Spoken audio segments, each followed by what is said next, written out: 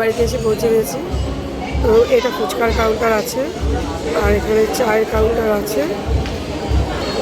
সাজিয়েছে ভালো, সুন্দর সাজিয়েছে।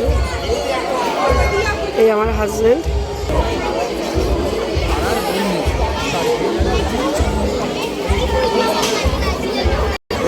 ফুডের কাউন্টারগুলো পরপর।